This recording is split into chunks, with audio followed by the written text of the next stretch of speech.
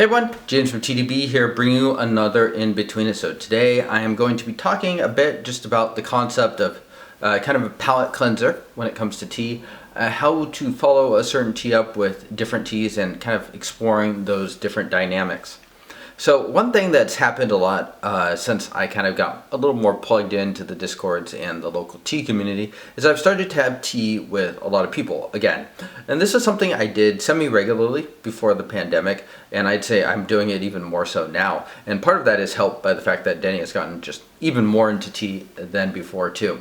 And so when you are having these group sessions, thinking about what comes first, what comes next, what to do in between, is all very important, because the context of tea, there's a lot of things that will impact your perception of the tea, and context is certainly one of them. What tea comes before it is certainly a very big one too.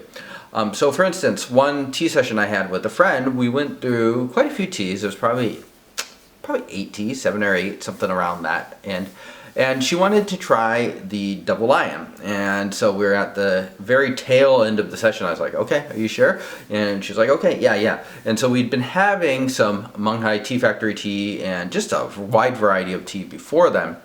And so we pulled out the double lion, and it is the most mild that I have ever tasted, that tea. And she agreed too. And so it was a tea that just showed itself as so different. And I think part of that is just because the palate was just completely smashed at that point with what we'd had been drinking before. So there's really a limit, not just in terms of like how much caffeine and whatnot, but there's a limit towards how much you can taste in terms of tannins and all of those complicated things. So there's a couple ways around that, I think. If you keep slamming the same sorts of tea, then it can become very increasingly difficult to taste through that. One thing that there's a couple things that you could do. You could have a very light snack. That might throw you off a little bit, but it might also be helpful to sort of refresh the palate. So something like rice crackers or cashews, something along those lines. Something with a very mild flavor. Or you could do just something that is very different. Have to shift gears entirely, rather than doing something like focusing in on 2004 to 2006 semi-aged tea that's been stored in relatively similar conditions. Go something older. Go something younger. So go something like the 1996 Chaudhry. That's a good one from Teas We Like. That is a nice change of pace. That's very different, presumably, from what you've been having before, unless you've been having a lot of other tea in that same storage. But it's a nice way where it kind of can reset you and have you drink something a little different. It's also a really nice way to conclude a session, finishing with something a bit older like that too.